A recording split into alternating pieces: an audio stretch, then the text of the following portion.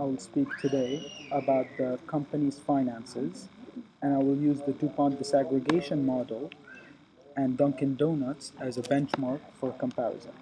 Let's start with the addition of value. This is, we use the gross profit to measure this, and it's indicative of the company's manufacturing and pricing efficiency.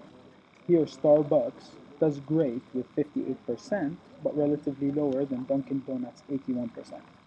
For profitability, we use net profit margin as a measure, which tells us more about the overall efficiency and profitability of the company.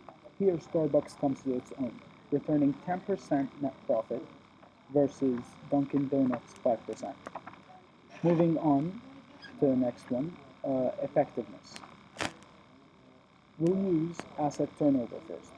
This ratio measures management's effective use of assets. Starbucks management were able to sell $1.63 or make sales of $1.63 for every dollar of assets that they own, versus Dunkin' Donuts only 19 cents for every dollar of assets that they own. Moving to return on assets, in contrast, this measures management's investment effectiveness. Starbucks also gets ahead here, returning 16 cents profit on every asset that they own versus Dunkin' Donuts, which makes less than a cent for every dollar of assets that they own. Moving to the next page, where we measure the overall finances, we talk first about leverage, which is more or less indicative of the management's confidence in their business. Starbucks is sufficiently leveraged at $1.71 of debt for every dollar of equity that they own, versus Dunkin' Donuts 4.3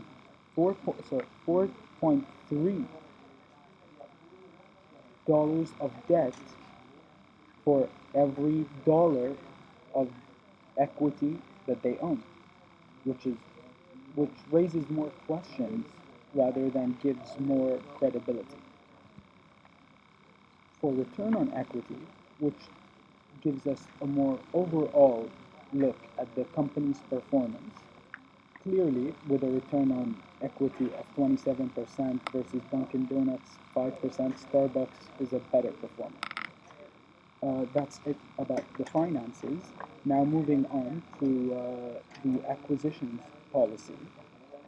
Although Starbucks takes a very risk-averse approach to this, it seems adequately conservative. The approach is to go into a 50-50 joint venture and then acquiring the business if it's proven successful.